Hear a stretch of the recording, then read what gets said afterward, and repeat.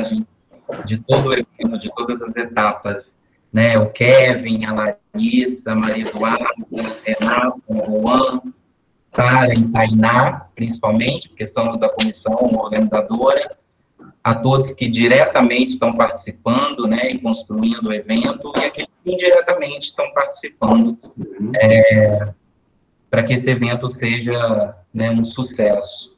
Eu tenho certeza que será uma tarde de muito aprendizado, né, de muito aprendizado, não só da educação financeira como si, parte de cálculos, mas sim das reflexões em cima dessa abordagem financeira. Tenho certeza que sairemos com uma capacidade crítica muito maior depois desse evento. Tá? Então, agradecer a participação de todos, que todos tenham uma ótima tarde. Eu vou passar a fala para a professora Sheila, nossa diretora de pesquisa e extensão, que também está contribuindo aí diretamente com o evento. Um abraço a todos e bom evento. Obrigada, Leandro. Boa tarde a todos e todas. Sejam muito bem-vindos. Agradeço muito a presença do professor Marco Aurélio. É sempre muito importante receber colegas que venham para contribuir conosco no aprendizado e na formação dos nossos alunos. Queria aproveitar também e agradecer ao professor Leonardo pela organização do evento, como o Leandro muito bem disse, eu tinha anotado aqui também, por envolver os alunos na organização e no protagonismo, e também pela escolha do tema, na educação financeira, quem me dera ter tido a oportunidade de ter um tema tão relevante na minha formação escolar. Eu tenho certeza que quem estiver aqui vai ter um aprendizado muito grande, e é um tema muito relevante para todo mundo. Todo mundo deveria realmente estudar sobre educação financeira. E como eu disse, como eu gostaria de ter tido essa oportunidade enquanto estudante. O pouco que sei, tive que aprender lendo e estudando depois. Quero parabenizar também toda a organização do evento, porque nós temos mais de quase 130 inscritos no evento. É um sucesso. E desejar a todos uma ótima mesa redonda, ótimos minicursos. Convidar a todos que continuem junto com o evento até o final do dia, ainda depois dessa excelente palestra, dessa excelente mesa redonda, ainda tem outras. Então, que fiquem também e continuem participando do evento. E obrigada. Nada, professora. Eu sou muito grato aí pela oportunidade que a gente está tendo, e esse apoio de vocês por me ensinar, né, como é que a gente pode fazer para organizar um evento. Eu nunca organizei, e foi um susto na sala de aula. Como é que surgiu esse evento? Eu gostaria de deixar isso bem claro, porque nós estamos tendo matemática financeira, mas eu estou puxando um pouco também para a ideia de educação financeira, não só a matemática financeira. E uma das avaliações, uma das aulas, a gente discutiu um artigo após ter lido do professor Marco.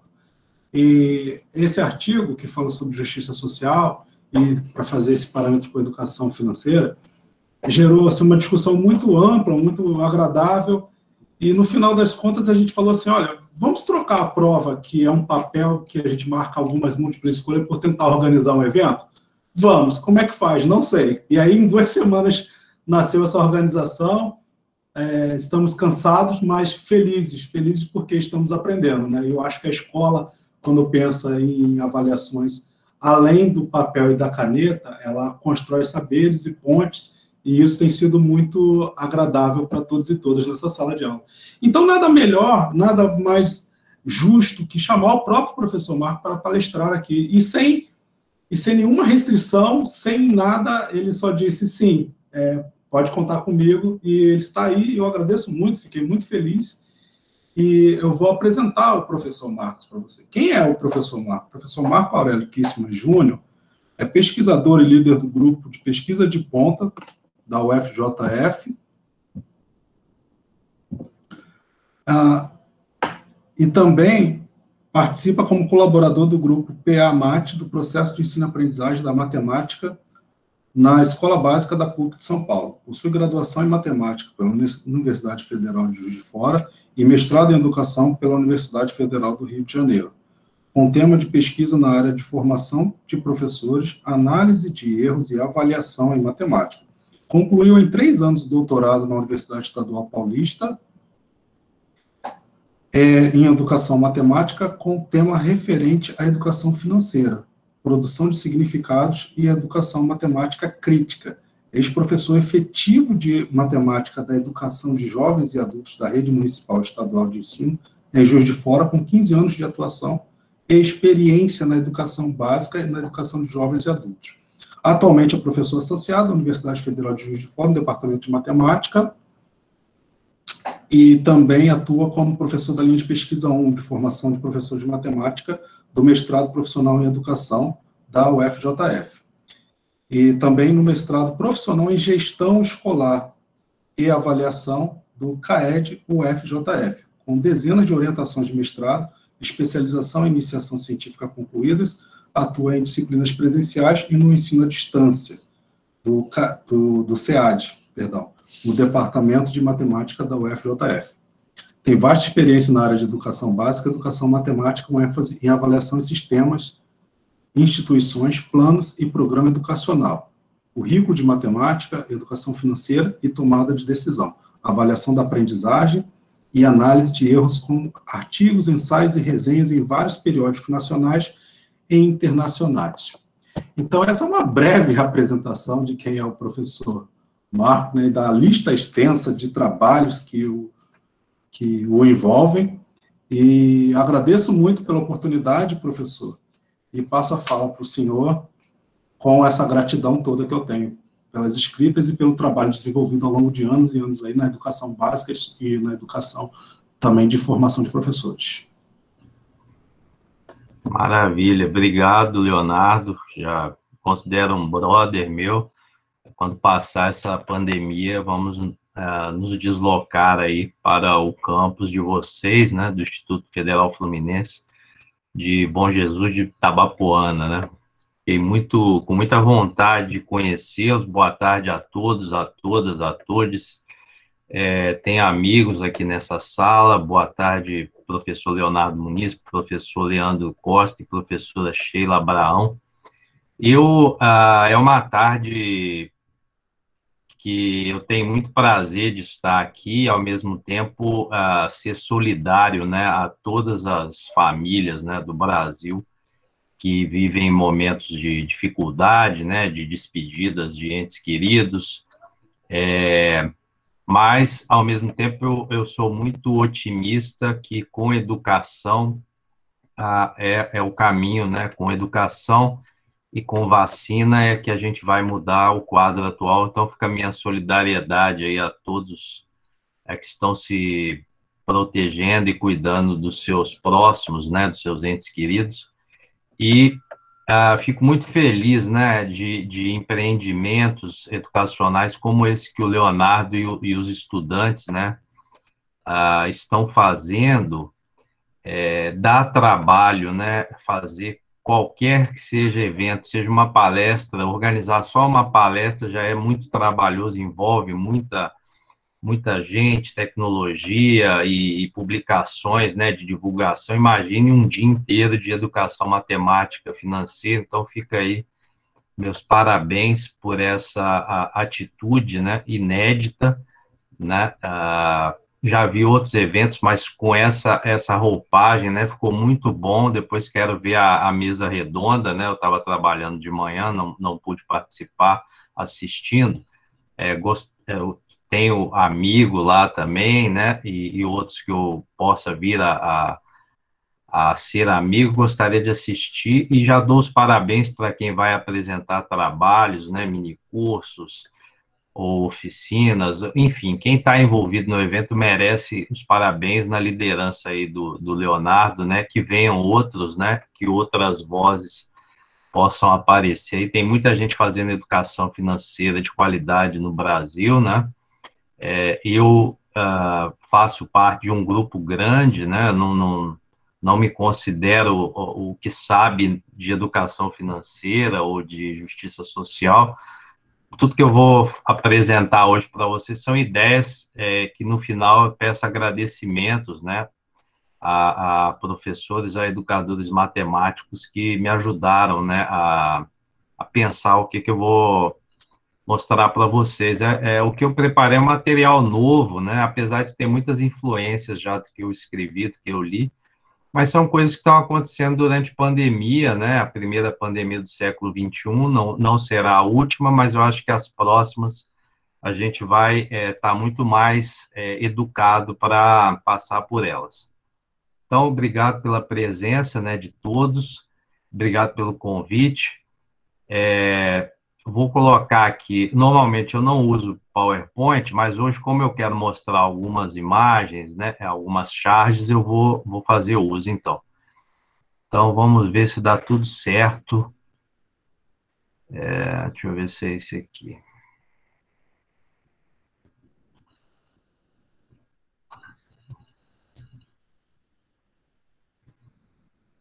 Peraí, teve um errinho aqui, deixa eu ver.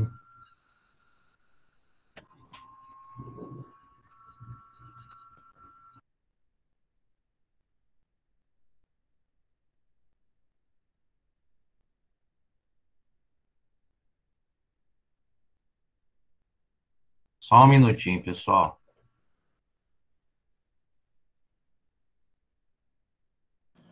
Enquanto isso, só vou avisando que a gente está gravando e depois a gente vai disponibilizar isso no perfil do nosso canal aqui, que eu vou colocar no chat.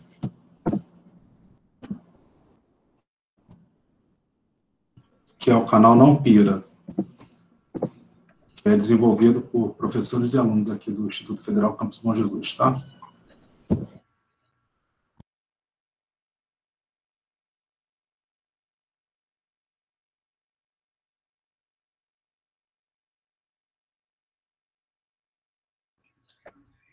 Só um minutinho, pessoal.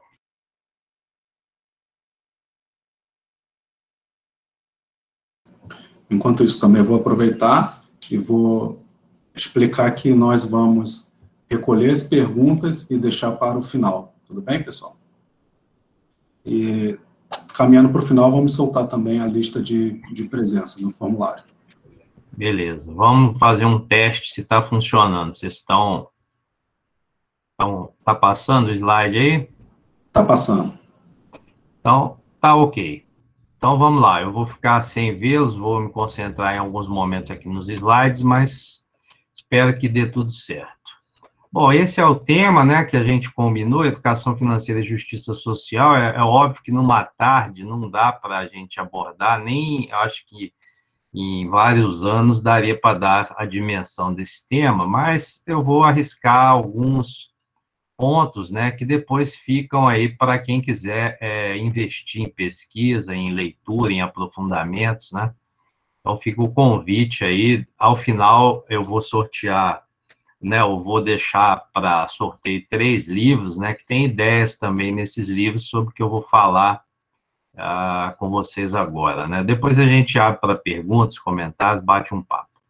Bom, educação é o ato, o processo de educar-se, né? A gente pode tanto se autoeducar, quanto participar de grupos, né, onde cenários vão se desenhar, proporcionando a nossa educação, né? Também uma outra possibilidade é a aplicação de métodos próprios para assegurar a formação, desenvolvimento físico, intelectual e moral de um ser humano. Então, são essas dimensões, quando a gente pensa em educação, né, o desenvolvimento físico, intelectual e moral. Isso acontece em boa parte na nossa constituição familiar, depois na nossa constituição social, em ambientes sociais, como a escola, né, os grupos sociais, religião que a gente frequenta, enfim. E também é tido como a pedagogia didática ou ensino. Então, essas seriam as definições de educação. De qualquer forma, qualquer ato educativo, ele busca desenvolver o ser humano em termos de físico, intelectual e aspectos morais. Etimologicamente, educare, né, do latim, que a gente poderia dizer aí da palavra educação, quer dizer guiar para fora, né? Então, quando você busca educar alguém ou se autoeducar, você está buscando emancipar-se ou provocar emancipação daqueles que estão em volta, buscar se conscientizar ou conscientizar, né, em termos de grupo, buscar uma conscientização, como Paulo Freire propunha, né, para a gente avançar, para a gente se lançar à frente, para a gente evoluir, ter autonomia, né, e ser crítico. Então, essas são características que eu acho que são essenciais e que têm faltado muito na sociedade líquido-moderna, que eu vou definir daqui a pouco. Há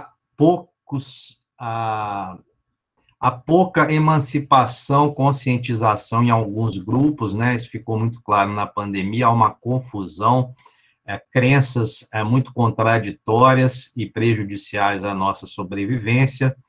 Há, ao contrário de autonomia, uma heteronomia, então tem um grande grupo, né, que segue ideias totalmente deturpadas sobre educação financeira, por exemplo, sobre justiça social, sobre saúde, sobre segurança, sobre ciência, e há uma falta de criticidade muito grande por boa parte da população mundial que ainda acredita em muitas notícias falsas, né, lê pouco, acessa fontes seguras raramente. Então, metade do planeta hoje, ele não está emancipado, ele não é consciente do que está acontecendo, ele não tem autonomia, logo ele também não é crítico, logo ele não está caminhando, né, em termos de se guiar para fora para se auto-melhorar. Mas, enquanto isso, tem a outra parte, que são os educadores, cientistas, pesquisadores, né, religiosos, comunidade em geral, que está dentro do processo de educação se emancipando, se conscientizando o próximo, buscando ampliar sua autonomia, né, e sendo crítico a todos os eventos sociais que acontecem na sociedade líquido-moderna. A palavra financeira, que é uma outra palavra que aparece, né, no título da nossa fala, é derivado de finanças, também sinônimo de rendimento, salário, gasto, poupança, aplicações, né, como lidar com dinheiro e bens materiais. Então, essa é uma palavra muito ligada ao contexto econômico, né, mas pode transcender a isso, ela pode estar em outros cenários, por exemplo, na educação, né, e trazer avanços, né, ou seja, nos guiar para fora dessa mesmice de que quando você fala em finanças, as pessoas só pensam em bolsa de valores, dinheiro, ganhar dinheiro, ou dívida, ou financiamento, quer dizer, ela pode estar, né, se bem amparada pela educação, num contexto holístico muito mais rico do que o econômico. Nesse sentido, a educação financeira, no meu entendimento, diante de tudo que eu tenho lido, né, há alguns anos, ou pelo menos desde 2007, né, ou seja, 14 anos para 15 anos, eu separo ela no viés financeiro ou mercadológico, né, uma educação financeira com as ideias do mercado financeiro, né, com as ideias do capitalismo, né, financeiro, o capitalismo de consumo. E aí, o que diz essa visão, ou essa educação, né, no viés do mercado? É ensinar as pessoas a guardar dinheiro. Isso é importante? É óbvio, né? Você ensinar as pessoas a ter reserva, não de emergência, né, porque reserva de emergência já é um caso extremo, mas você ensinar as pessoas, dentro das suas possibilidades, né, a guardarem valores que elas vão poder depois usufruir, investindo em educação, investindo num curso de aprimoramento profissional, para a sua saúde, para o seu lazer, para o seu turismo, né? E mesmo para ter condições de vida, né, materiais mais tranquilas. Também, nesse sentido, aplicar dinheiro em investimentos é também uma educação financeira no viés do mercado. Eles falam o tempo todo que você tem que estar investindo e diversificando. Isso também, para quem tem uma boa orientação, é importante, Poupar para aposentadoria, que também é um tema importante, ficou mais claro nos últimos anos, né? A gente não pode deixar para quando aposentar, fazer o plano, né, do que vai fazer no restante da vida. Alguns vão se aposentar e viver mais 30, 40 anos, e muitos não se preparam para esse momento. Ou dinheiro, né? Dinheiro como item central é aquilo que é abordado na educação financeira no viés mercadológico. Todos isso que eu estou dizendo são atitudes, né? São ações louváveis, obviamente não discordo de nenhuma, mas a educação financeira não pode se resumir a ensinar pessoas a guardar dinheiro, a aplicar dinheiro, a poupar para a aposentadoria ou ter o dinheiro como item central. Nós estamos falando de seres humanos, né? A sociedade não é feita por notas nem moedas, ela é feita por seres humanos e seres que habitam o nosso planeta, né? Então, a educação financeira tem que incluir todos os seres, né, que estão no nosso planeta. Cada um vai ter uma função, cada um vai ter uma responsabilidade nesse contexto planetário. Né? Uma educação financeira que se embase e se pratique só no viés do mercado, eu entendo, né, é o meu ponto de vista, é a minha visão, é uma educação para consumo, é para ensinar a consumir, para ficar comprando coisas, para ficar indo no site, ficar baixando lá preços, ficar comprando online, ou ficar indo nos lugares trocando toda hora de carro, de celular.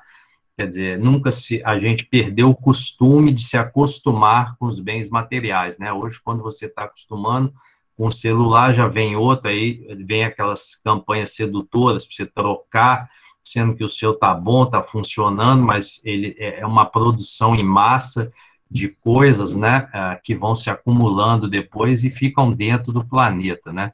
Lembrando que não existe o jogar fora, né? Eu vou jogar fora onde? Se eu jogar fora da minha casa, continua caindo dentro da minha casa, porque a minha casa não é a minha casa, é o planeta Terra, né? Logo, essa educação exclui, estereotipa, amplia a miséria, a pobreza, né? Gera pandemias, né? Boa parte da responsabilidade dessa pandemia é de uma educação financeira baseada em termos do mercado, né?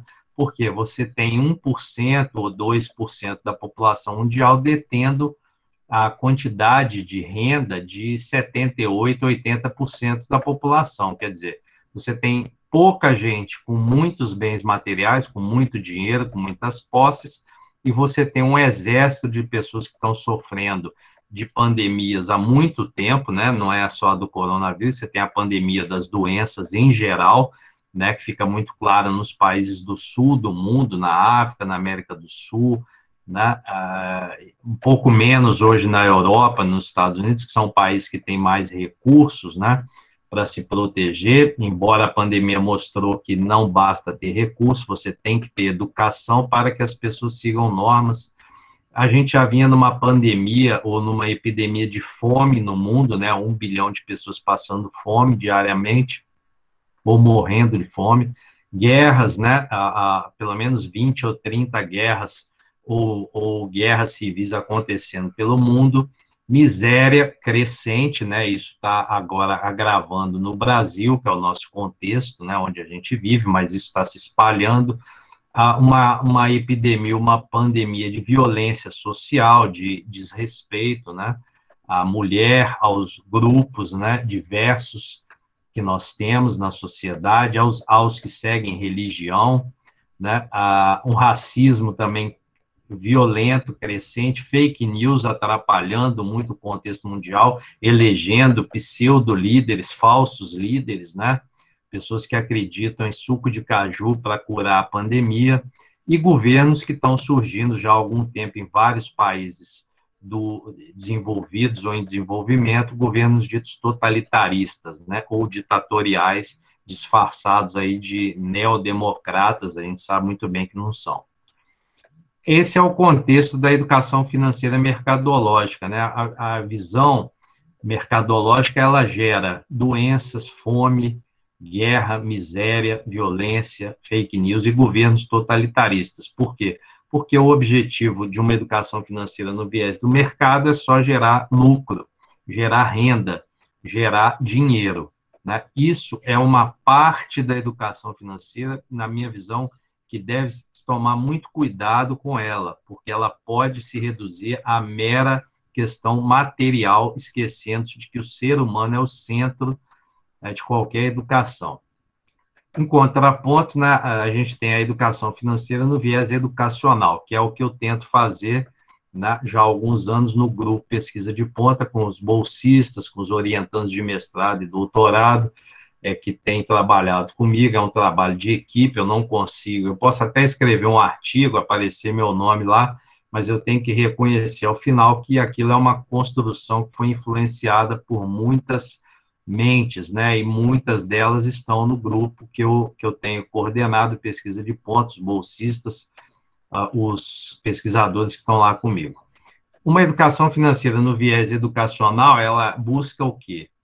Ir além da mera acumulação financeira, da aplicação de dinheiro. Ela busca conscientizar cada cidadão a ter uma vida equilibrada financeira, né? E isso não é só guardar dinheiro, isso envolve múltiplos fatores, né? Inclusive emocionais, psicológicos, e ter uma vida sustentável para o planeta, né? Nós fazemos parte do planeta, nós somos uma parte, né? No somatório, nós somos o planeta. Então, conscientizar cada cidadão do seu papel como ente pertencente a esse planeta, conforme eu tenho lido muito do Leonardo Boff, que eu admiro muito. Ele diz que nós somos a Mãe Terra, e se nós começamos a destruir o nosso planeta, nós estamos nos autodestruindo a cada dia. Então, é essencial, né, nessa educação, reconhecer que o ser humano é essencial, e ser é essencial, e o ter o necessário faz parte de uma cultura nova, né, que eu, inclusive, tenho tentado me educar mais para ela, da gente viver com o essencial. Nós temos que ser e, ao mesmo tempo, ter o necessário, né? Ser é essencial, isso é da natureza humana, da natureza daquele que está ali vivo. Agora, nós precisamos ter o necessário, né? É uma filosofia nova que vem surgindo, uma prática, enfim, que chama-se minimalismo, né? Já tem documentário, já tem no Netflix. É importante a gente pensar sobre isso, que ser é a nossa vida e ter é aquilo que a gente realmente precisa para sobreviver, que é o necessário. E o ser humano, a educação é o central na educação financeira, né? Qualquer outro ser, ele é importante, obviamente, os animais, as florestas, enfim, todos os seres vivos, mas na educação financeira, no viés educacional, quem vai ser educado e quem vai proporcionar a educação é o ser humano, obviamente conectado com todas as formas de vida do planeta. Nesse contexto, educar cada cidadão para quê? Para que a gente vai educar alguém? Para desenvolver solidariedade, né? Alteridade e respeito, que é o que anda faltando há muitos anos, né? Não só, muitos diziam que às vezes faltava isso num determinado faixa etária do ser humano. Não, em geral, boa parte do ser humano no planeta, uma parte significativa, não pratica solidariedade, nem alteridade, nem respeita normas, não respeita o próximo, né? Vive de uma forma desordenada, né? E essa educação financeira no viés educacional, ela busca isso, incentivar não só a guardar dinheiro, aplicar dinheiro, a ter reserva, a prever problemas que possam acontecer emergenciais, mas principalmente na questão humanística, né? O desenvolvimento de solidariedade, alteridade e respeito. Eu posso até ter poucos bens, eu posso ter poucas reservas financeiras, ou o contrário, ter muitas. O que vai me diferenciar ou não daquele que está caminhando, que está evoluindo em termos educacionais, é ser solidário, ter alteridade e respeito. É educar pelo consumo consciente, não para o consumo, né? Então, a gente não vai falar, eu vou te educar para te ensinar a ir lá comprar as coisas. Não, ao longo de um processo, aquilo que eu preciso consumir, nós vamos conscientizando, vamos orientando, às vezes erramos, e aí vamos buscando caminhos alternativos para acertar. Principalmente, a gente tem que ser muito crítico às empresas e às marcas que andam destruindo o planeta há muito tempo, né? Nós temos que ser críticos, não acreditar nas propagandas, porque elas são muito bem feitas, ou questionar as propagandas é uma ótima forma também. A gente já fez isso aqui no grupo, de estudar as propagandas, como elas são feitas e quais são, de fato, importantes para a gente levar a sério ou não certas empresas. E, principalmente, convidar cada cidadão a repensar suas formas de consumo no contexto individual e social. Em ambiente de pandemia, todo mundo teve que parar e repensar o que é essencial na minha vida, né? O que eu preciso, de fato. Não adianta um monte de gente, né, que perdeu a vida nessa pandemia, que desencarnou, que morreu, né, que nos deixou, que foi para outro plano, deixou um patrimônio grande aí, né? Muita gente deixou patrimônio, deixou carro, deixou dinheiro, deixou casa, e o mais importante nunca foi isso, né? Isso é o que nos dá conforto, mas o mais importante era a vida, né? Então, a gente tem que educar para a manutenção da vida dos seres humanos, seja em ambientes de pandemia ou não, e faz parte aí de cada cidadão repensar como anda consumindo, o que anda consumindo, por que consome, né? E como rever esse ponto de vista. Em suma, a educação financeira no nosso grupo de pesquisa, o Pesquisa de Ponta, é para promoção de justiça social. E como que você vai promover justiça social?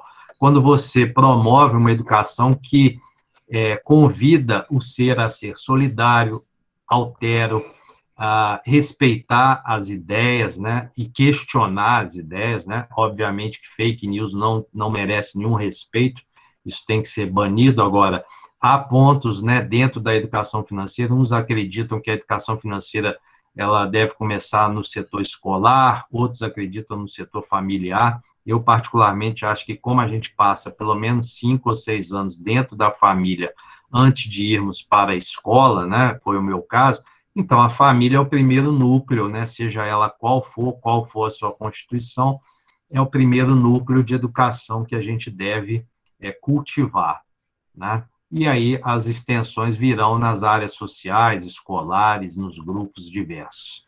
Mas o que é justiça social? Justiça social parte do princípio de que todos os indivíduos de uma sociedade têm direitos e deveres iguais em todos os aspectos da vida social, né? Esse é o conceito em geral de justiça social. Isso quer dizer que todos os direitos básicos, como saúde, educação, justiça, trabalho, direito à manifestação cultural, devem ser garantidos a todos, né? Tá lá no site do Brasil Escola. Eu gosto muito dessa definição, apesar de eu não gostar muito da palavra iguais, né? Eu prefiro equidade do que igualdade, mas é uma definição, ou seja, todos os indivíduos da sociedade, se eles vão ser educados em vários aspectos, inclusive financeiros, eles têm que ter acesso aos direitos básicos, saúde, educação, justiça, trabalho e manifestação cultural, independente da cor da pele, independente do gênero,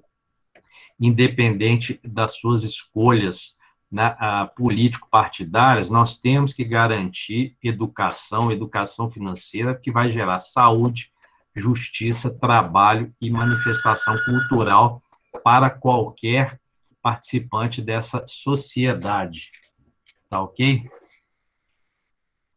Eu gosto muito de imagens, né? Já trabalhei com imagens em algumas pesquisas aqui com os membros do grupo de pesquisa que eu coordeno, e essa imagem é uma imagem que sempre me chocou muito, né? É a imagem do Jens Gachot, né? Ele é dinamarquês e ele criou essa escultura. Essa escultura está lá na Dinamarca, sobrevivência dos mais gordos, né? É um homem magro, né, de um país africano, e que carrega uma pessoa, né, que está acima do peso, está obesa, e essa pessoa está se apoiando nesse ser frágil, né, nesse ser que está aí enfraquecido, mas mesmo assim ele a sustenta, né? E ela tem ali, numa das mãos, a balança da justiça e na outra um cajado né, que a equilibra. Essa imagem, desde a primeira vez que eu a vi, ela mostra para mim o que é a sociedade de consumo líquido moderna, né? O que é o capitalismo, o que é a maldade, o que é a fake news, o que é você acreditar em terraplanismo, enfim, tem várias interpretações hoje, dominação, poder, né, a crueldade. Essa imagem representa o que a gente vive hoje na sociedade líquido-moderna de consumo do século XXI. Né? Uma sociedade onde nós temos desigualdades sociais gravíssimas, que são representadas por essa imagem. Essa imagem nos traduz, né, no meu modo de ver, a sociedade de consumo líquido moderno, ou seja, é uma sociedade onde você tem muita tecnologia, mas, ao mesmo tempo, nós descobrimos que para poucos de qualidade, você tem muitas pessoas que estão conectadas, mas, ao mesmo tempo, muitas pessoas que estão sozinhas, conectadas, mas estão sofrendo de solidão, muitas pessoas utilizando aparelhos eletrônicos, né, mas não conseguem se abraçar, não conseguem se unir, não conseguem mais se confraternizar, né, de forma verdadeira, e você tem um individualismo muito grande. Isso gera graves desigualdades sociais, isso gera injustiças sociais, exclusão, isso gera pobreza, fome ou acúmulo de riqueza na mão de poucos, né? Nesse sentido, esse senhor aí, que está num outro plano, né, espiritual com certeza, Zygmunt Bauman, que é um teórico, né, um sociólogo polonês, que tem uma biografia que foi lançada recentemente, belíssima, ele descreve muito bem, nos seus livros, como que é a sociedade do século XX, XXI, e eu acredito que vá até as previsões e as escritas do Bauman até o século 22, 23, ele vai acertar muito ainda. Ele mostra, para alguns ele é pessimista, para mim ele fez uma leitura do que está acontecendo e muitos não querem ver. Ele mostra que essa sociedade, né, onde os aparelhos eletrônicos estão tomando o centro, né, a inteligência artificial, é uma sociedade que tem que ser administrada de uma forma educacional pelos seres humanos para a nossa sobrevivência no planeta. O Bauman tem uma biografia recém-lançada e tem um livro, né, ou vários livros, o principal que aborda o consumo, Vida para o Consumo, né, que fica aí a dica para todos saborearem. Aí é uma das mentes que eu mais gosto de ler por causa da simplicidade da escrita e, ao mesmo tempo, a profundidade e a genialidade do Bauman em descrever cada detalhe da sociedade de consumo que a gente vive, né, e está tentando saber como se educar financeiramente nessa sociedade. Então, nessa sociedade escrita pelo Bauman, você tem algumas questões que eu ando colocando, né? Que modalidades de educação nós devemos promover? Educação para fazer prova do Enem, para fazer teste de múltipla escolha, isso é uma educação que exclui, depois eu vou falar, mas que modalidades de educação financeira nós devemos colocar em prática? Aquela que reforça a desigualdade social, que reforça práticas capitalistas, egoístas, individualistas, né? Uma educação financeira que muitas vezes é organizada pela OCDE, que eu tenho várias críticas, né? Escrevi capítulo dizendo que a definição de educação financeira da OCDE é uma das piores, é a mais pobre e cruel que existe, porque ela só visa incentivar as pessoas a consumir produtos financeiros, né? Isso não é educação financeira, isso é uma parte da educação financeira muito pequena, né, que merece respeito, mas que não merece a totalidade. Então, que tipo de educação que a gente deve promover nesse ambiente que a gente anda vivendo no século XX, XXI, né, nos primeiros anos do século XXI? E que modalidades de educação financeira que eu devo colocar em prática, né? Bom, é uma educação financeira, uma educação que desmonte essa estrutura, né? Essa torre aí, ou essas camadas, né? Onde você tem lá no topo o dinheiro, que é considerado no mundo hoje o Deus. Você tem aqueles que ganham muito dinheiro, aqueles que muitas vezes não trabalham mais para ganhar dinheiro, né? Ganham dinheiro de uma forma especulativa. Você tem ali uma camada dos representantes das religiões, que tem grande responsabilidade também na educação da população, e muitas vezes estão falhando. Você tem ali no meio da pirâmide um grupo social, militar, né, que tem as suas funções, mas que também está acima do povo, né? Você vê uma classe que é dita da burguesia, dos privilegiados, que tem sempre tudo do bom e do melhor, e nessa pandemia se isolaram, né?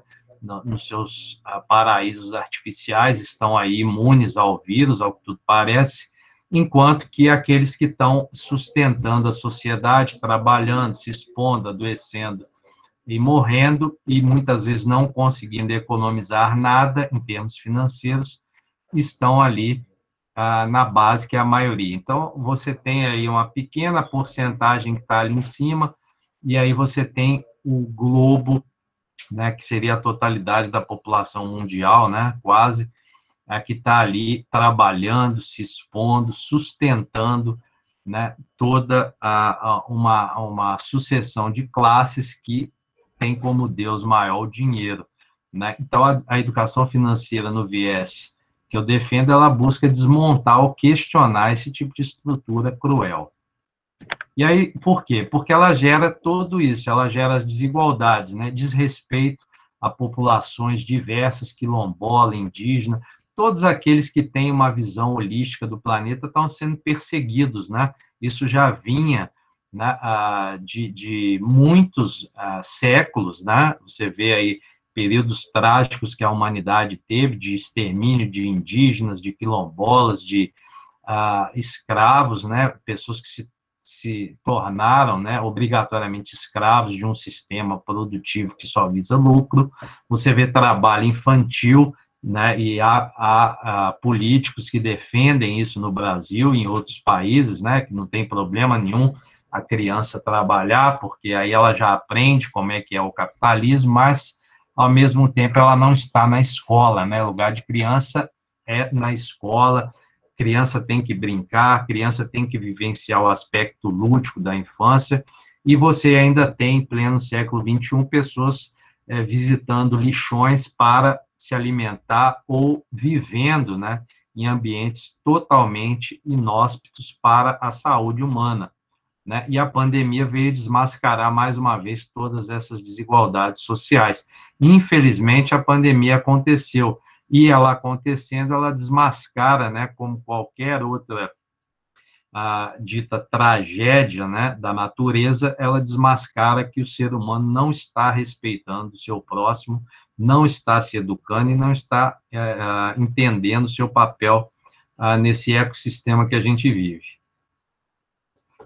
É, ao mesmo tempo, uma educação financeira que tem que desmontar, né, esse tipo de charge, né, onde você tem a opulência, onde você tem a saúde financeira à custa da falência de grande parte da população. Quer dizer, a escravidão não acabou, nós continuamos com quadros graves de escravidão, de subemprego, de desvalorização do emprego, de uberização, né, da vida humana, né, um total desrespeito, enquanto um pequeno grupo é como está nessa charge, vai engordando seus lucros, né? E aí vem o dito, o país rico é um país sem pobreza, ou seja, muitos já disseram que é fácil eliminar a pobreza, é só tirar os pobres do planeta, né? É uma atitude e uma fala cruel, capitalista, neoliberal, que vem rondando já há muito tempo o nosso contexto social.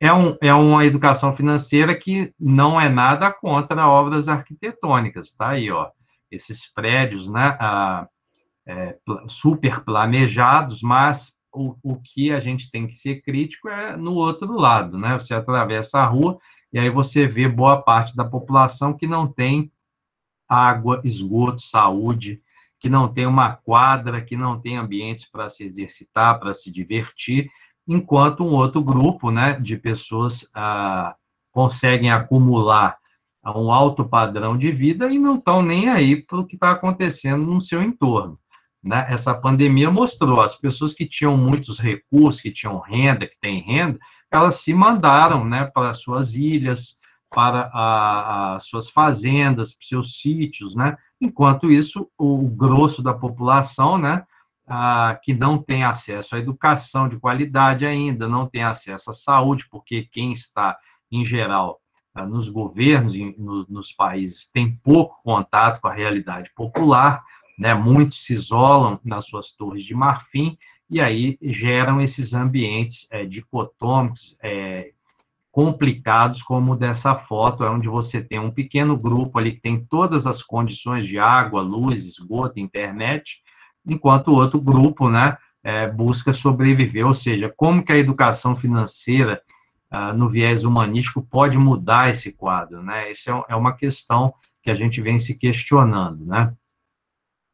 Ou esse quadro, né, onde você tem no Brasil, né, ou em outros países da América Latina, grandes complexos, né, de comunidades ou favelas, né, enfim, comunidades que não dão qualidade de vida para a sua população, ninguém escolhe de livre e espontânea vontade ir morar em regiões, mas é o que sobrou. Essas pessoas são jogadas nesses ambientes por um sistema de exclusão social, de desigualdade social, de desmantelamento do setor público, seja da escola, do hospital, né, das instituições públicas. Há uma desmoralização muito grande e uma falta de incentivo de recursos, né, como a gente tem visto nas universidades públicas, em plena pandemia, graves cortes, né, e isso gera esse tipo de povoação, né? As pessoas que estão aqui são esquecidas do Estado, né? Elas têm pouco dinheiro, então vivem da forma que dá para viver, né? Enquanto isso, um pequeno grupo, né, tem condições totais, quer dizer, cabe à educação financeira esse tipo de questionamento. Por que tanta desigualdade social e tanta injustiça social numa foto como essa, né? Que é frequente em qualquer capital do Brasil. Ou como essa, né? Enquanto uns têm o seu melhor pisante, a sua melhor forma de pisar no chão, outros têm que sobreviver com o resto, com o lixo, com o que sobrou, com o que é descartado, né? Quer dizer, há uma desigualdade, há um desequilíbrio, há uma desumanidade planetária evidente, e muitos estão fingindo que não está acontecendo nada. Cabe a qualquer educador, seja ele educador matemático ou educador em geral, questionar e conscientizar aqueles que estão à sua volta sobre essas imagens, né? Ou desigualdades em termos de tecnologia, né? Para uns tem tudo, tem computador, tem internet, tem celular, tem iPad, tem Samsung, tem tudo. E para outros, eles têm que pedir para ter o mínimo para comer, né? Então, essa charge, né, que nos gera graves desconfortos, mostra que um pequeno grupo está preparado, né, de certa forma, para os desafios que vêm aí, enquanto outros vão se fragilizando, vão sendo esquecidos cada vez mais pelo Estado.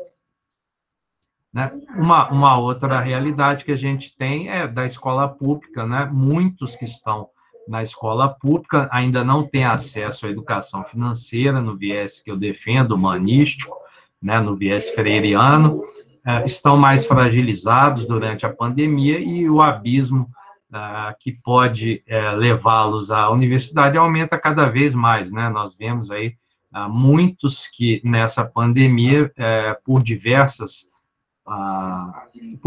fatores materiais, principalmente, não têm tido, né, acesso aos conteúdos que os professores têm preparado com todo esforço, né?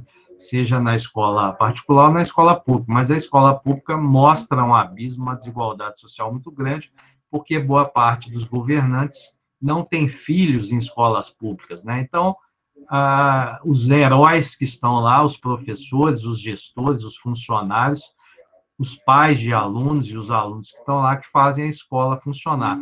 Mas cabe à educação e à educação financeira diminuir cada vez mais o abismo entre a escola pública e o ingresso na universidade, que é um dos fatores também de injustiça social, o não acesso, a não possibilidade de acesso do povo nas universidades públicas. Ao mesmo tempo, uma realidade, né, onde você tem em ambientes onde não dá para ficar em casa, porque as pessoas têm que sair para trabalhar ou vão morrer de fome, e aí você quer, não dá também estrutura, não dá condições para essas pessoas ficarem em casa, né? E auxílio financeiro é provisório, como a gente nota, né? Qualquer item que diz respeito a dinheiro para o povo é provisório, né? E aí gera um desconforto, novas injustiças sociais são geradas, como ficar em casa, sendo que você não tem reserva financeira, né? Você não foi orientado, né, para poupar ou para ter reservas financeiras. E aí vamos a alguns ensinamentos da pandemia, né? Primeiro, que não é possível falar em desenvolvimento de uma sociedade considerando apenas o crescimento econômico, né? Isso ficou muito claro. Não sei se vocês lembram, no início da pandemia, as pessoas ficavam falando, não, a economia não pode parar. Olha o que deu lá na Itália, né? Não parou, boa parte do país hoje chora o que está acontecendo. Por quê? Porque muitos foram vítimas, né, do vírus da Covid-19.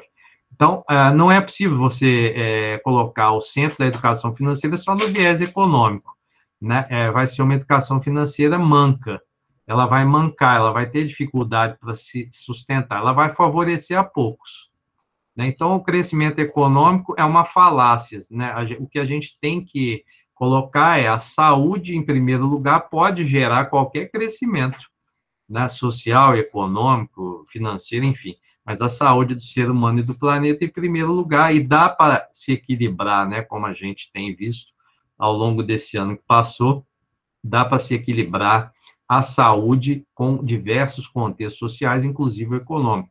É aí que está o ponto-chave da pandemia. Nós não percebemos, né, ou muitos não perceberam, que privilegiar a economia era um grave erro enquanto a gente não tem vacina, né, ou não tem acesso à vacina para todos.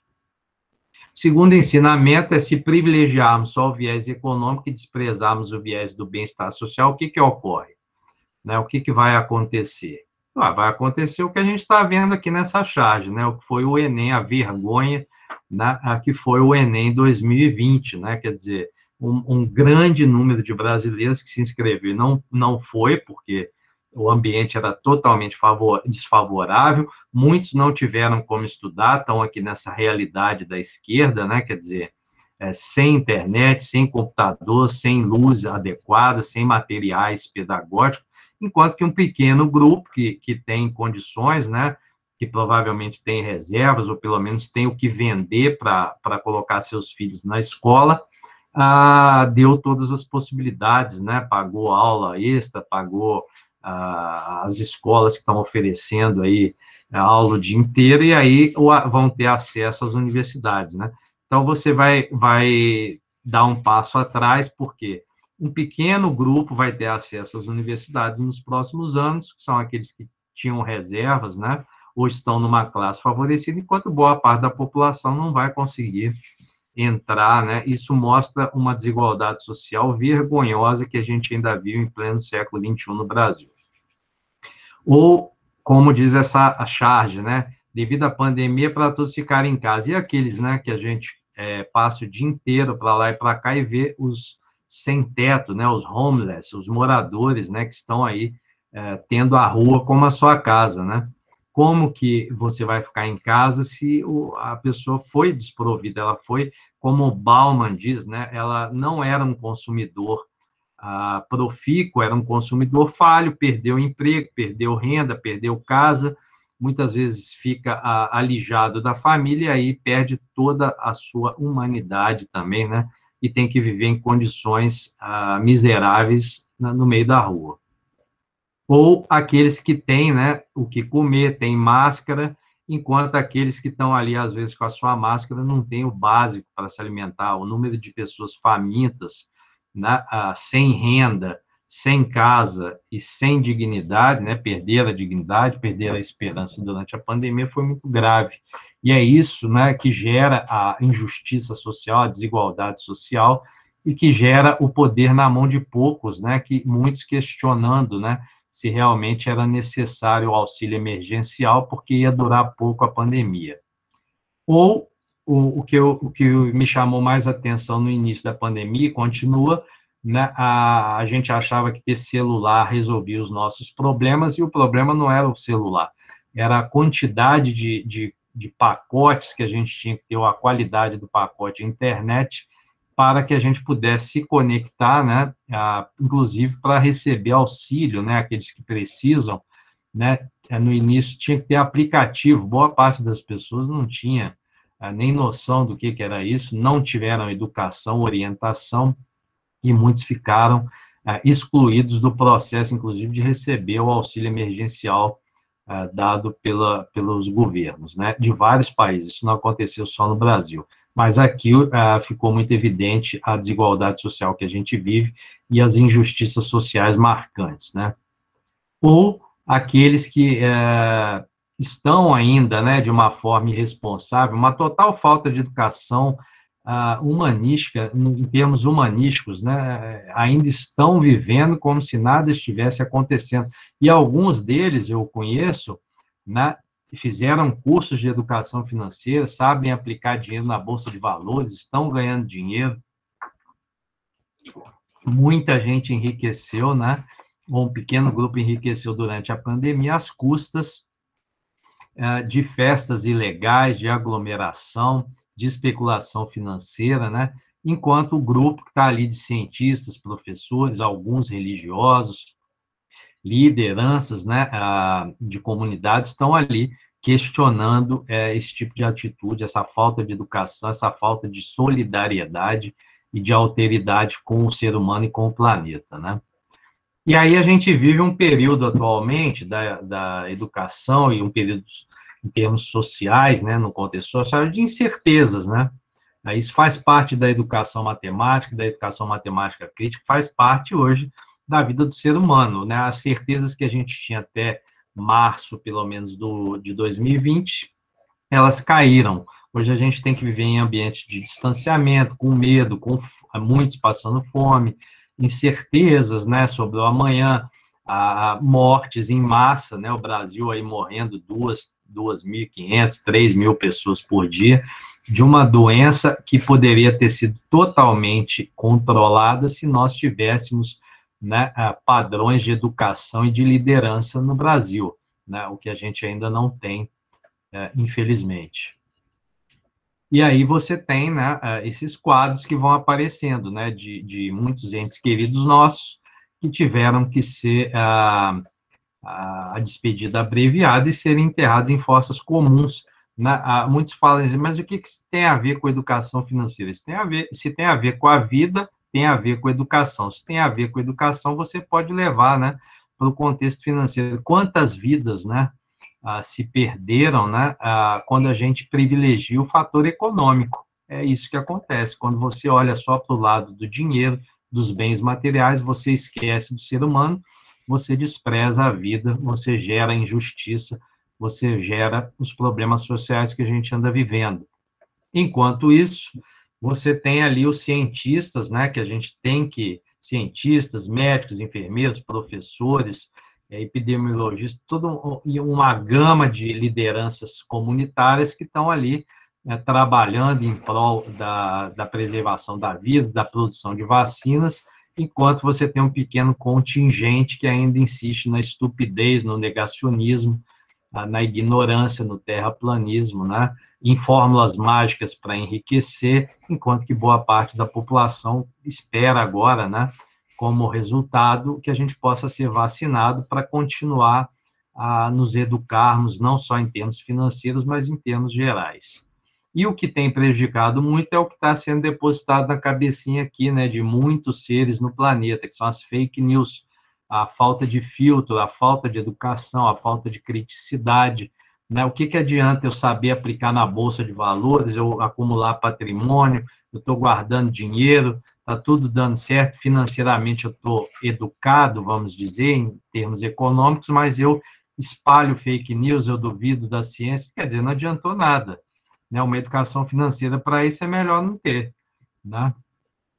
Então, vamos para alguns encaminhamentos para a gente fechar aí a fala, né? O que eu acredito, né, em nome do grupo que eu represento, Pesquisa de Ponta, que seria a educar financeiramente, ou se autoeducar financeiramente. Não é só ensinar matemática financeira, no início eu achava que, né, isso seria suficiente há 15 anos atrás, há 14 anos atrás, vamos ensinar matemática financeira que vai todo mundo tomar decisões, isso não é verdade, né? Isso faz parte do processo, mas não é só isso, não é só ensinar a investir dinheiro, né? O que adianta eu ensino o sujeito a investir dinheiro e ele é um neonazista? Não adianta, eu tenho que educar integralmente o ser humano, não é só calcular a taxa de juros ou guardar dinheiro, isso depende, né, da disciplina de cada um, da capacidade de análise, da capacidade de administrar-se emocionalmente, da questão do desejo, né? Tem pessoas que têm compulsão por gastar, por comprar, por não usar. Não é só pensar em si e na saúde financeira, né, como muitos nessa pandemia se revelaram. Eu tenho meu patrimônio, eu tenho lá a minha casa, fico isolado lá e o planeta que se exploda. Não é assim. Não é só ensinar a consumir coisas que muitas vezes nós nem usamos. Eu posso dar um breve depoimento. Quanta coisa eu já comprei e nunca usei, né? E depois doei. Ou então, continuo precisando doar. Então, educar financeiramente não é só isso que está descrito aí. Educar financeiramente é o quê? Conscientizar de que estamos num planeta, né? E que esse planeta tem que ser respeitado e preservado. E quando eu digo planeta, eu digo todas as formas de vida que estão ao nosso redor. É também autoconhecer-se, né, como cidadão, como consumidor, como que eu faço uso consciente dos bens que eu necessito para ter um bem-estar. É promover reflexões éticas sobre o modo capitalismo de consumo que a gente vivencia, muitos se acostumaram a ele, né, e as implicações de não respeitarmos os nossos ecossistemas, basta ver aí as tragédias que já aconteceram em Minas Gerais devido a uma dada empresa que sai explodindo barragem por aí, matando centenas ou milhares de pessoas e depois os ecossistemas ficam lá e a vida das pessoas foi embora.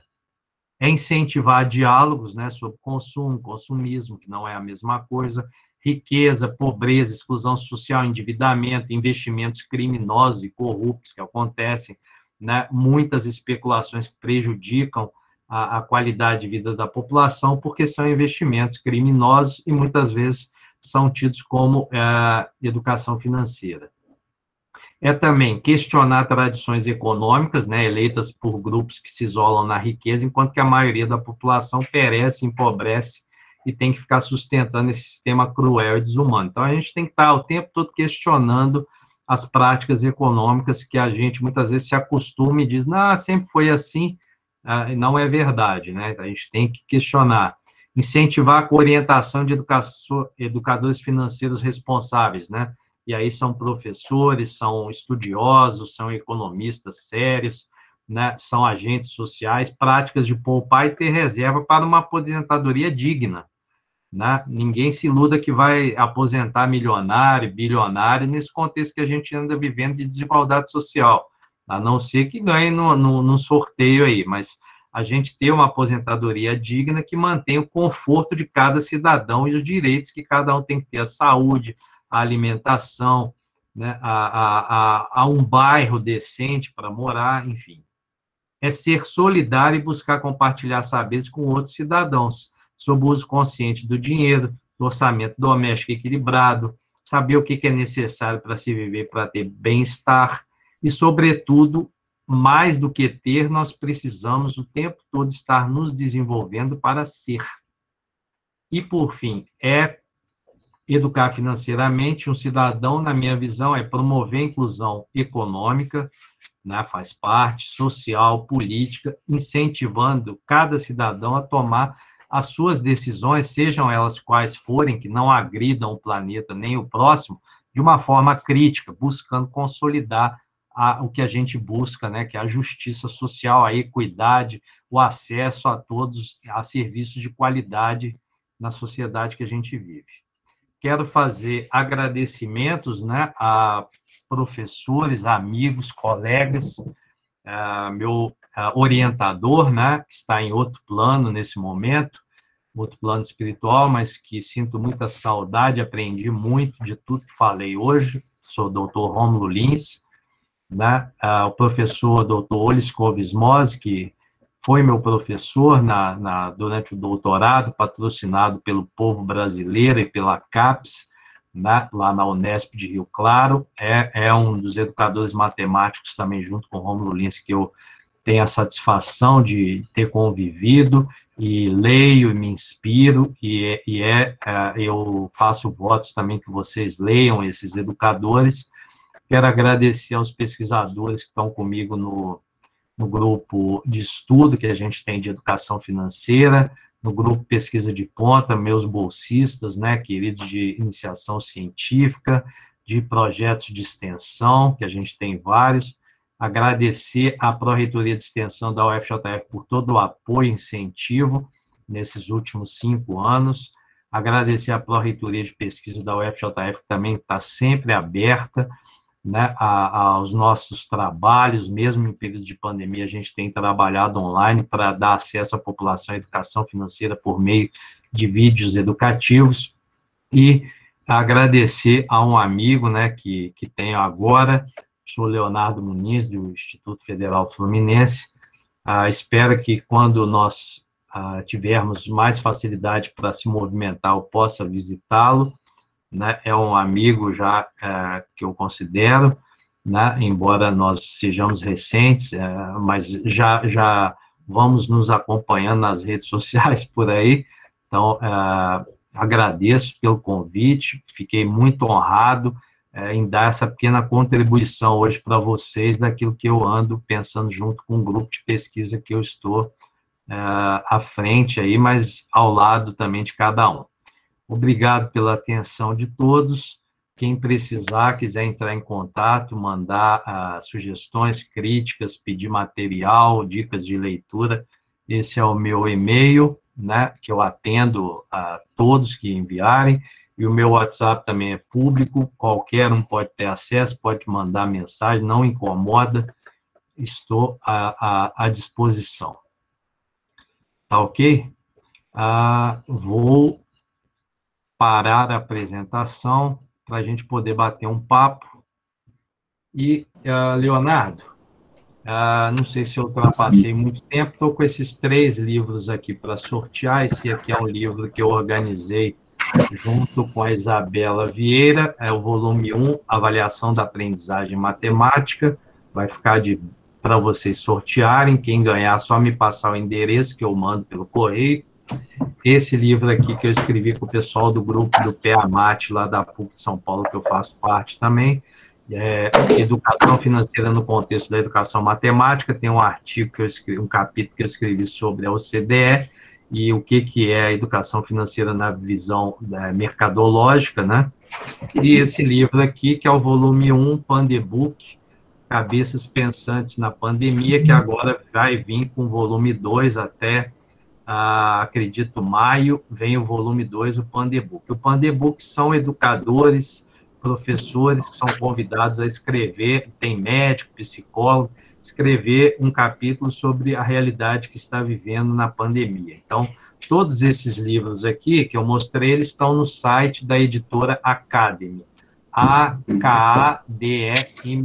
Só entrar lá, editora Academy, e você pode adquirir esses livros se você não ganhar no sorteio. E aí você escolhe, ou a gente sorteia esses 3 para um participante, ou faz 3 sorteios, cada participante que for sorteado ganha um. Fica a seu critério. Estou aberto aí para a gente bater um papo agora. E peço perdão a esse cansei, os espectadores aí, mas tentei dar uma visão geral para incentivá-los aí a curtir mais esse tema. É isso. Professor, muito obrigado. No chat eu coloquei o link da editora, tá? Parabéns pelo trabalho. E existem pessoas que a gente só tem vontade de ouvir, né? Não tem vontade de falar, né? É o caso aqui, eu só queria ouvir, e a gente aprende muito ouvindo, às vezes mais do que falando, né? E, portanto, com imenso prazer que essa palestra me fez me sentir um pouco melhor, né? Porque a gente vem passando por problemas políticos, sociais, quando existem essas estruturas que conseguimos visualizar que muito a educação tem a contribuir para a formação das pessoas, isso nos faz bem perceber que existe um time muito bom de pessoas que estão lutando para as justiças sociais, né? Então, eu lhe agradeço muito. Com relação ao sorteio, eu acho que seria interessante sortear um volume para cada pessoa, né? Assim, vocês Perfeito. aceitarem, tá bom? Então, eu vou baixar... mais emoção também, né? Eu vou baixar aqui a lista de pessoas que se inscreveram e a gente faz isso agora, tá? Perfeito. Enquanto isso, eu gostaria de avisar também que nós vamos disponibilizar aqui a lista de presença e, ao mesmo tempo que vamos fazer isso, eu já coloco uma pergunta para o professor, enquanto vai respondendo, eu vou agilizando o sorteio e também a lista de presença, tudo bem? Perfeito. Então, a professora Valéria Luz, ela pergunta o seguinte: professor, na sua opinião, como os mais pobres em sua escola precária, sem educação financeira, podem se conscientizar da necessidade desta mudança? Como levar essa conscientização a eles? E também uma parte da classe média. Complementando essa pergunta, a Maria Eduarda Oliveira, ela pergunta: como levar a educação financeira nessa pandemia para pessoas que, por exemplo, não possuem ou que têm acesso restrito à tecnologia? Perfeito. Pois é, essas são perguntas de pesquisa, né, que a gente tem feito aqui no grupo desde 2011. Né? Não acredite, gente, obrigado pelas perguntas, né, das participantes, não acredite em fórmula mágica para nada em educação, tá certo? Eu me lembro que quando eu estava começando a carreira lá em 1992, chegavam uns pacotes do governo estadual, né, dizendo, olha, agora os alunos vão aprender matemática. E aí, quando a gente ia analisar o material, falava, não vão aprender matemática. Eles podem aprender outras coisas, menos matemática com esse material. É um material racista, é um material que foi escrito para uma classe social que tem tudo, né? E a gente estava em ambientes com restrição material básica. Então, não acredite em pacotes mágicos, né? Tem gente dizendo assim, agora que a BNCC vai ter, e eu participei da BNCC, da parte de educação financeira, agora com a BNCC o Brasil vai ter educação financeira. Não vai. Não é a BNCC que promove educação financeira ou educação nenhuma. A BNCC é um documento que está num monte de papel lá e tem diretrizes, tem qualidade, obviamente, né? Tem defeitos, claro, muitos. Agora, quem vai promover educação financeira, na minha visão, a primeira é a família, seja a família qual for. E aí os princípios básicos são, não é falar, olha, vamos aplicar na bolsa, isso é importante. Para quem tem dinheiro, para quem tem informação, porque quem não tem dinheiro nem tem informação não vai pensar nisso, quem não tem dinheiro sobrando. O que a gente tem que pensar, primeiro, é na nossa existência como ser. Tá certo? Dentro desse planeta. O que eu quero ser dentro desse planeta? É rico e doente? Ou eu quero ser saudável e ter o que eu preciso para estar vivendo de forma digna, com justiça social? Porque não adianta nada eu ter um monte de patrimônio e a minha saúde física ou moralmente eu estar debilitado. Entendeu? Então, independe, muitas vezes as pessoas falam assim, é mais fácil fazer educação financeira para a classe A. Nem sempre, porque a classe A já tem o dinheiro. O que vai ser importante lá não é ensinar eles a guardar dinheiro. Dinheiro eles já têm. É ensinar como que eles vão ser éticos com o uso do dinheiro. E ser ético com o uso do dinheiro não é só multiplicar o dinheiro, pelo contrário. Como que eles vão poder, tendo patrimônio, tendo valores monetários, auxiliar os outros que não têm. Né? A questão da justiça social, a questão da equidade. Tem muitos que têm muito dinheiro e promovem progresso social, né? Eles auxiliam aqueles que não têm ainda condições, né, de acumular bens, patrimônio, a estudarem, a se desenvolverem moralmente, né? É isso que a educação financeira muitas vezes está perdendo o foco, porque acha que é só ensinar a guardar dinheiro, aplicar na bolsa, a CDB, esse monte de letra, né? Isso é uma parte, é a ponta do iceberg. A gente tem que estar preocupado com o desenvolvimento moral do nosso estudante, entendeu? Com os valores que eles vão ter que cultivar numa sociedade que, no momento, é capitalista. Ela não vai ser para sempre capitalista, como ela não foi outros istas. Uma hora a gente vai ter que rever esse ponto de vista, porque ele não está funcionando, né? Basta ver por que o capitalismo não está funcionando. Não estou dizendo que outros funcionariam, mas não está funcionando porque a gente tem aí 2% da população mundial com muito, e o resto não tem o básico, né? Ou está correndo atrás. Com relação à classe social, gente, eu já vi e tenho, tá vivo, né? Pessoas que ganhavam 2 salários mínimos, né? E viviam de uma forma digna, viviam com aquilo que ganhavam, se planejavam, não construíram mansões, não tem iate, não tem casa de 6 milhões de reais, nada disso. Elas, contudo, têm restrição orçamentária, mas não tem restrição com relação a uma visão planetária sustentável. Pessoas que guardavam um pouco, mas sempre tinham uma renda ali para ter conforto. A gente confunde muito educação financeira com ficar rico, educação financeira com ter patrimônio, né? É o contrário. A visão que eu acredito de sustentabilidade do planeta é a educação financeira minimalista, né? Quer dizer, eu vou ter o mínimo de coisas, mas eu vou ser um ser humano que está conectado com o planeta. Eu não preciso ter, quem quiser pode ter, mas eu não quero.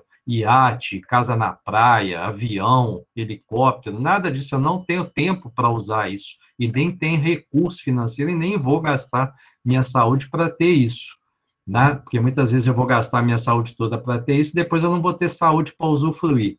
Eu tenho que estar conectado com o que é importante para a minha integridade física, moral e espiritual. Isso é que a educação financeira não diz nos documentos, né? Você não lê isso lá. E independente se a pessoa, é lógico, quem está sem emprego, quem está sem renda, quem está sem perspectiva financeira nessa pandemia vai desenvolver economia de dinheiro como? Não tem. Essas pessoas, elas têm que ser subsidiadas, elas têm que ser socorridas pelo Estado. Por quê? Porque nós pagamos altas taxas de impostos justamente para, em momentos como os que a gente está vivendo, a gente poder auxiliar aqueles que têm menos. Eu tenho feito a minha parte, né? Dentro do possível, eu faço as minhas doações, eu economizo um pouco do que eu ganho para ajudar as pessoas que estão próximas a mim, porque eu aprendi isso na religião que eu pratico, né? Auxiliar o próximo, o mais próximo, da melhor forma. Muitas vezes não é com bens materiais, muitas vezes é com incentivo, com uma palavra, com a solidariedade, que é isso que eu tenho defendido numa educação financeira que ainda está começando. Ainda tem muita gente achando que educação financeira é matemática financeira, ou que educação financeira é uma estrada pavimentada rumo ao enriquecimento. Se acontecer, for de forma lícita, meus parabéns. Eu estou mais preocupado com os valores, né, com a integridade física e moral de cada ser desse planeta. E isso, para mim, está se desenvolvendo, está se desenhando como o elo fundamental da educação financeira. Tá certo? Obrigado, professor. Temos ainda uma última pergunta aqui, porque senão nosso tempo vai estourar. E essa pergunta é da Renata. Ela pergunta: professor, boa tarde. Como a educação financeira pode chegar nas famílias que não tiveram acesso a essas informações no passado e passar para as futuras gerações? Olha, eu não tive, né, como acho que foi falado no início, acho não, tenho certeza, pela Sheila, né, eu não tive no berço da minha família educação financeira, pelo contrário, né, a gente vivia não era classe A, nunca foi, nunca serei, estava ali naquela classe média, né? E aí, tudo que eu pedia ganhava, o que não dava para comprar, se endividava lá e meus pais compravam, enfim. Eu vim a acordar para essa importância agora, nos últimos anos, né? Depois dos, sei lá, 35 anos, quer dizer, é muito tarde, né? A gente tem que, mas deu tempo. A gente tem que acordar cedo, a gente tem que despertar cedo. E se cada família, gente, dialogar, seja ela qual for, a constituição familiar é diversa, é rica, é importante essa diversidade, né, de famílias de várias formações, eu acho excepcional, isso é uma evolução do ser humano. Agora, as famílias precisam sentar nas mesas, ou sentar nas salas, ou sentar na varanda e dialogar. As pessoas precisam conversar sobre dinheiro, precisam conversar sobre consumo, sobre consumismo, sobre hábitos. As pessoas, em geral, escondem os seus hábitos, elas têm vergonha, elas erram, aí não querem compartilhar os erros. A gente tem que sentar uma hora e falar, olha, eu paguei juros abusivos, eu comprei sem precisar, eu joguei dinheiro fora, eu não paro de comprar coisa para ser feliz, isso eu não fico feliz, o que está acontecendo. A gente tem que dialogar. Educação é um processo dialógico, é freiriano, está lá o nosso patrão da educação. Não tem como se autoeducar, como se educar, ou como educar alguém sem ser por diálogo. E a gente tem que conversar sobre educação financeira, sobre os temas que eu apresentei hoje, em particular, sobre outros temas que você acha importante aí na sua região, na sua cidade, na sua comunidade, no seu bairro, e começa dentro de si para fora, e não de fora para dentro. A gente tem que começar a nossa educação, seja ela religiosa, sexual, financeira, política, seja ela qual for, dentro da gente, né? A gente tem que ficar pensando se aquilo que eu vou fazer faz bem para mim, faz bem para o planeta, o que contribui para o grupo social que eu estou, para o grupo familiar. É um processo de conscientização que começa na família e se expande para a comunidade, né, para a sociedade. Então, não tem fórmula mágica, gente. É dialogar, é pensar sobre a forma de vida que a gente quer ter e o que isso vai impactar no planeta. Tudo mais está escrito nos livros, mas a gente acaba não praticando, porque a revolução começa dentro da gente, não é com o vizinho, não é com o governo, vamos parar de acreditar no externo só. A gente tem que começar com a nossa prática, como eu trato os resíduos que eu produzo na minha casa, que a gente chama de lixo, não existe lixo, como que eu descarto os resíduos orgânicos, que produtos que eu consumo, onde eu compro, que empresas que eu estou incentivando, enfim. É um processo muito complexo, muito longo, por isso que é educacional, né? Não é mágica, é educação, então leva tempo, é um processo e tem que ser dialógico. Muito obrigado, professor. Eu adoro essa fala, né, que é de dentro para fora, porque eu também acredito que o papel do professor é criar micro-revoluções, né, provocar essas revoluções internas, para aí sim a gente modificar o externo, né? Sim. Olha, Leonardo, e os alunos, né, vamos falar rapidinho, os alunos adoram quando a gente faz projetos com eles, igual esse evento que o Leonardo está fazendo. Eu aposto que os alunos nunca vão esquecer, daqui a 30, 40, 50 anos, eles vão lembrar dessa atividade que eles fizeram, muito mais do que se fosse uma prova, como ele falou. A prova a gente, se vai bem, esquece, se não vai bem, esquece mais rápido. Agora, participar de processos educativos são marcantes, marcam o caráter, marcam o ser humano, e muitos líderes vão sair de atividades como essa que o Leonardo está promovendo hoje. A gente tem que incentivar os estudantes, porque são eles que vão governar a sociedade nas próximas décadas, nos próximos anos aí. Então, é isso, é acreditar que eles são capazes de fazer, se unir, trabalhar, unir com outros professores, e isso educação é isso. Quem acredita em educação é trabalho em equipe, é trabalho coletivo. É verdade. Muito obrigado, professor. E, infelizmente, o nosso tempo é curto, né? Eu vou promover agora o sorteio, mas, como eu falei, né, a vontade que dá é de ficar quieto aqui e ficar ouvindo o senhor falar o tempo todo. E, para isso, eu vou apresentar a minha tela E eu espero que vocês estejam vendo agora. Vocês conseguem ver a minha tela? Sim. Então, esses são os inscritos na palestra, que eu baixei essa planilha agora. Portanto, a gente tem aqui do número 2 até o número 84. E como é que vai ser feito o sorteio?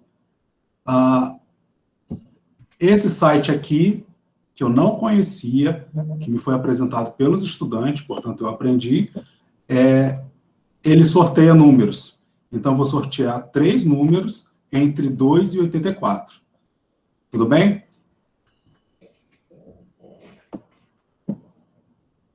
Um pouco de suspense e vamos lá.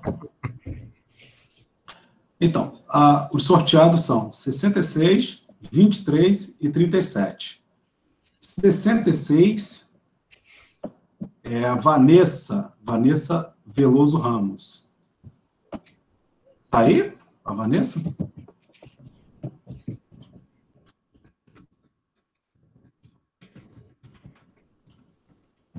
A Vanessa tá aí, gente?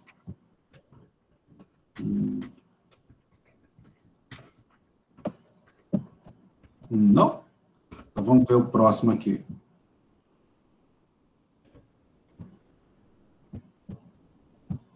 23 e 37. 23 é Lidiane Simão. A Lidiane está aí?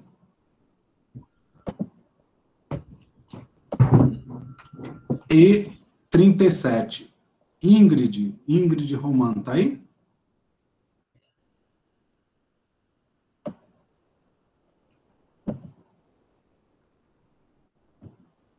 Então, os 3 não estão?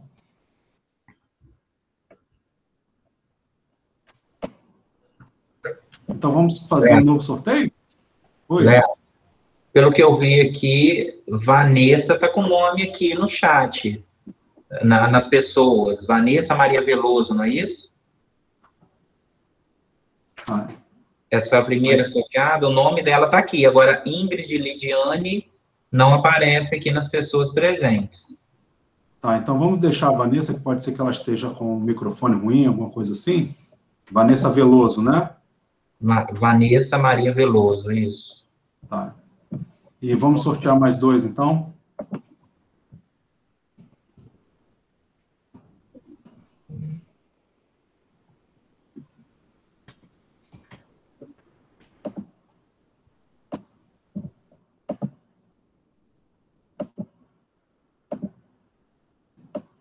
E agora, 3 e 22.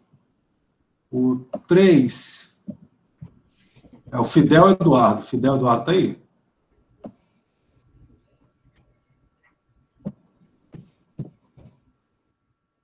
Não? Oi, pessoal, sou Fidel Eduardo. Só que estou aqui.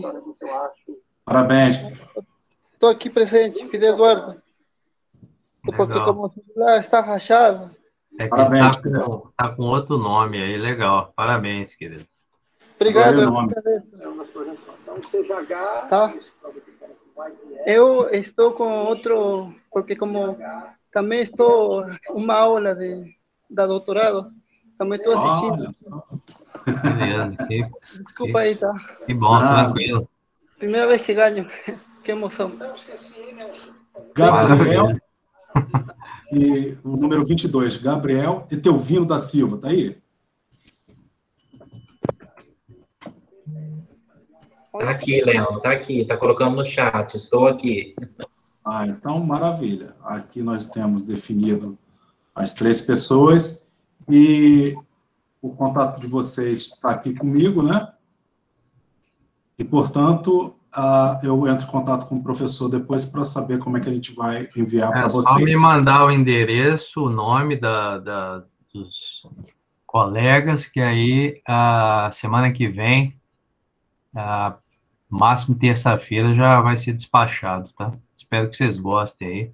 Divulguem. Quem não ganhou o sorteio, não fique triste, entre lá no site da editora Academy, é uma editora do professor Celso Campos, né, da PUC São Paulo, meu amigo, meu colega. Ele tem obras lá importantes para quem quer aprofundar em educação financeira, avaliação, aprendizagem.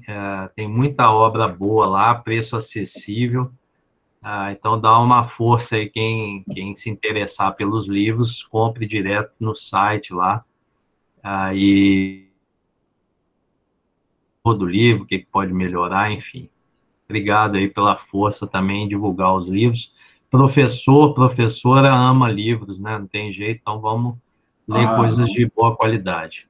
E o seu, Leonardo, vai depois, tá certo? Depois você me passa aí o seu endereço aí, para eu te mandar de presente aí. Já fico agradecido, cara, muito feliz de ter tanta gente interessada, né, em educação financeira e justiça social nessa tarde, fora os que vão assistir depois, quando a gente divulgar também nos diversos canais aí. Com certeza esse é o primeiro dia inteiro e virão outros aí, e os próximos, se precisar, a gente pode fazer em parceria do seu instituto com a universidade aqui, envolver outras instituições de outros estados, fazer um evento maravilhoso como foi esse, está sendo esse de hoje. Então, parabéns. Agradeço imensamente, super recomendo o livro e a leitura, eu já estou quase terminando, gosto muito, a escrita é muito, muito boa e é muito reflexiva, tá?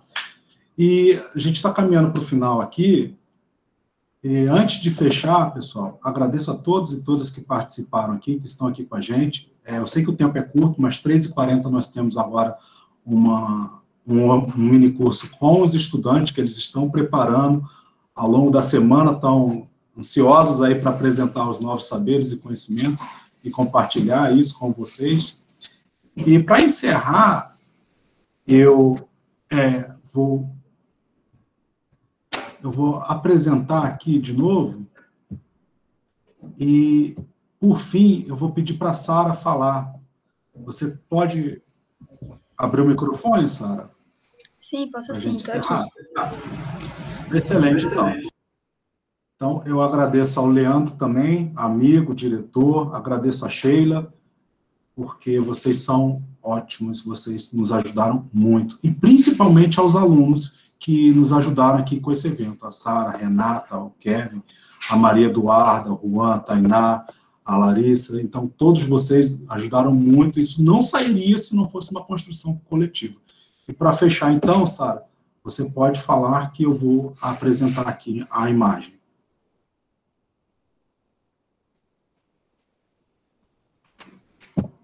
Então, boa tarde a todos, boa tarde, professor.